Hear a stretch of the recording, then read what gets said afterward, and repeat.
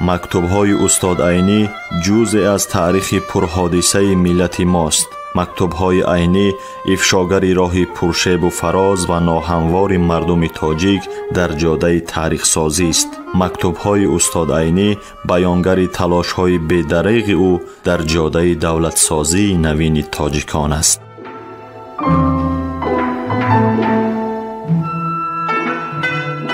سامیان عزتمند، حالا شما از بخش خوانش ادبی مکتوب‌های استاد عینی را با نویسندگان و اندیشمندان همزمانش با چهره‌های علم و ادب تاجیک که در تهیه، تحریر، برگردانی و نشر آن کارمندان انستیتوت زبان و ادبیات به نام رودکی اکادمی ملی علم‌های تاجیکستان، ادبیات شناس انزورت ملکزاد و گلبهار عثمانова سهم گذارند، در قرائت هنرپیشه خلقی تاجیکستان نورالله عبداللهیف شنوید.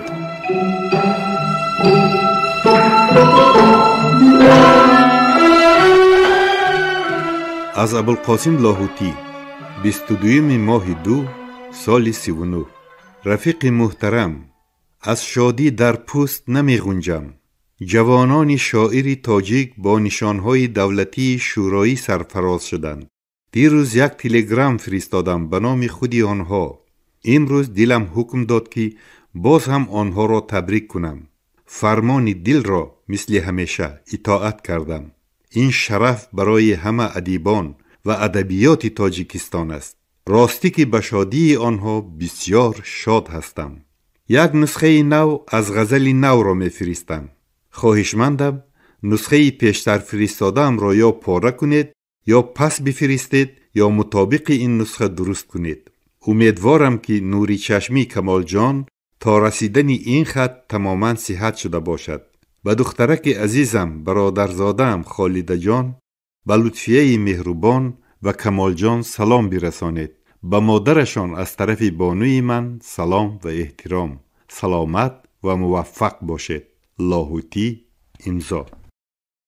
جز عشق جهان هنر ندارد، یا دل هنری دیگر ندارد. یا موسم صبر من خزان شد، یا نخل امید بر ندارد. یا بر رخ من نمی شود باز، یا قلعه بخت در ندارد. یا وصل تو قسمتی بشر نیست، یا طالع من ظفر ندارد. یا دامن رحم تو طلسم است، یا ناله من شرر ندارد.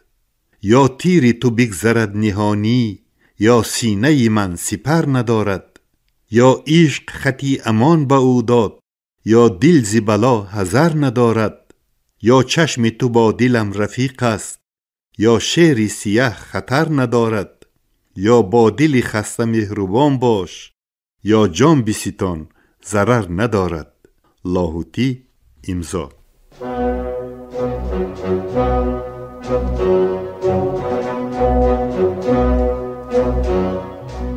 خبرهای ناز، همین گونه مژده‌های فرهنگی در نامه‌های استاد عینی سرشار است و استاد عینی در نامه هم درباره وضع معیشی و حالت عیش و عشرت خانوادگی صحبت نمی‌کنند. هر یک نامه استاد صدرالدین عینی یک کشفیات تازه علمی است. درباره اهل علم، درباره استعدادها صحبت میکنند، درباره کشفیات‌ها صحبت، درباره تاریخ خلق تاجیک صحبت میکنند. صدها بار ما باید این نامه‌ها را خوانده و بزرگی استاد صدرالدین عینی ایمان بیاوریم، باور حاصل کنیم و خودمان تحقیقات‌های درباره عینی نویسیم. هر یک نامه‌ای که استاد صدرالدین عینی نوشته‌اند، هر یک بیان کننده یگان پهلوی مهمی حیات استاد عینی بوده است.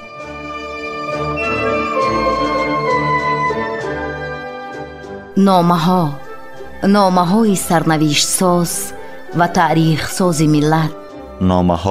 نامه‌های اصالت‌آفر و آرمانگرای ملی. نامه‌های خودشناسی و خودآگاهی ملی. نامه‌های افتخار برانگیز و هویت سازی استاد بزرگ صدرالدین عینی.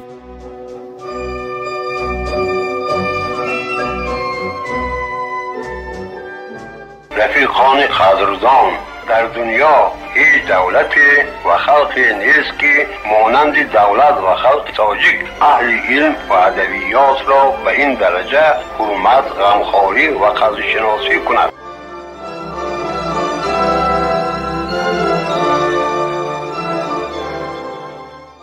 با ابوالقاسم لاهوتی.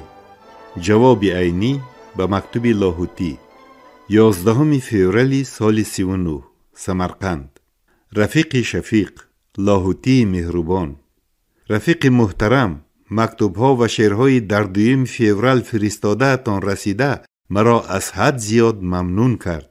شعرهای شما با دستخط خودتان در ارشیو من بودن و برای تنشیط خاطر همیشه تیار استادن برای من یک فخر، یک شرف و یک گوهر گرانبهاست.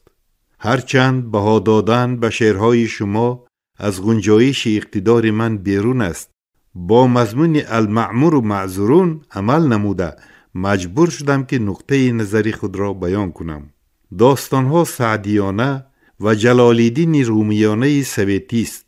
هرچند ما آنها را از جهت اسلوب سعدیانه یا اینکه رومیانه میگوییم، از جهت مضمونهای بکر بریایانه میگویم که آنها به گوینده این داستانها نخواهند رسید. شمع بینای این عنوان و اثبات این عنوان با مثال حیات حقیقی در فکر هیچ کلاسیک نرسیده بود، یا اینکه نشان دادن ابراز باغبان پراسرار ما با آن افاده هایی که تمام موفقیت های امروزه ما را در بر میگیرند از اقتدار بشری بیرون است. این کار را تنها آن بشر میتواند که از متریال دیگر ساخته شده روحی رهبر بشریت را در خود حلول کننده توانسته باشد. این نقطه را هم باید گویم که تجربه های پارساله به ما نشان دادند که هرچند به طرز سیمبل است، نام شخص های جداگانه را غیر از آن شخصی که مستثناست در شعر آوردن موافق نیست. بنابراین من در بستن داستان گل به نام میخائیلس مخالف هستم. شاید آن شخص به این کار و حتی به زیادتر از این کار هم ارزد، لیکن هر چی باشد شخص است. آمدیم به غزل. ما در شعرهای شما غزلهای روان هیجان بخش را بسیار خوانده ایم، اما اهمیت خصوصی این غزل در آن است که با تقلید کردن وزن، قافیه و اسلوب یک غزل تماما مضمونهای بکر سروده شده است. این غزل ساده روان بخش را جز سهل ممتنع گفتن دیگر تعبیر نمیابم.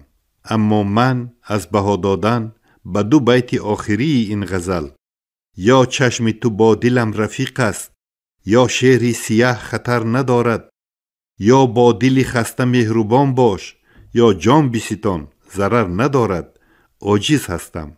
این را هم باید بگویم که یا بر رخ من نمی شود باز، یا قلعه بخت در ندارد.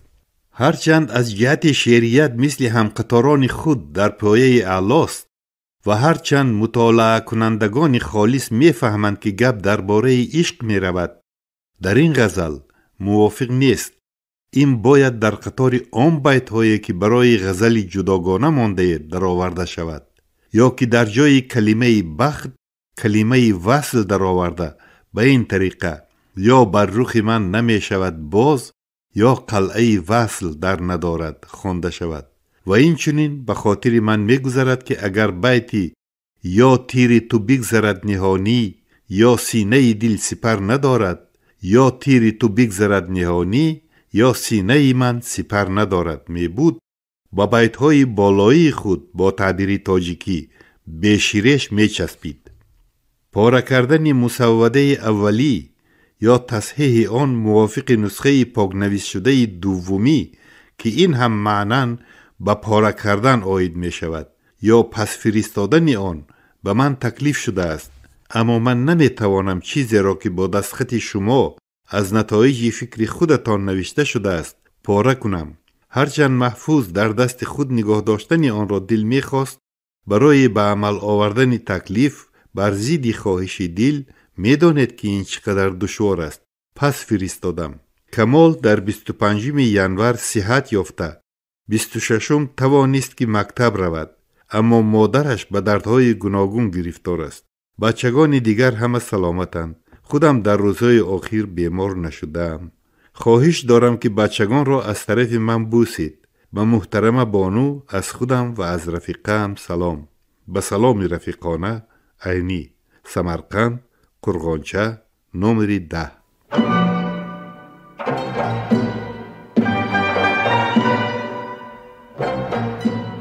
سامعان عزتمند، یادرس می‌شویم که شما از بخش خوانش ادبی مکتوب‌های استاد عینی را با شخصیت‌های بزرگ زمانش که دارای اهمیت مخصوص علمی و ادبی‌اند در قرائت هنرپیشه خلقی تاجیکستان نورالله عبداللایف از رادیوی فرهنگ شنیدید.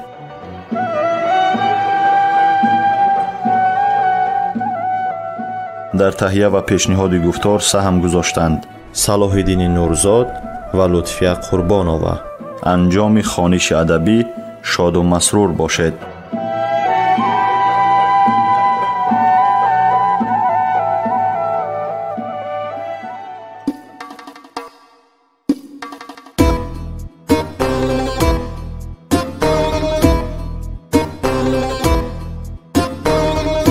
عمری عینی از برای خلق صرفی خامشو،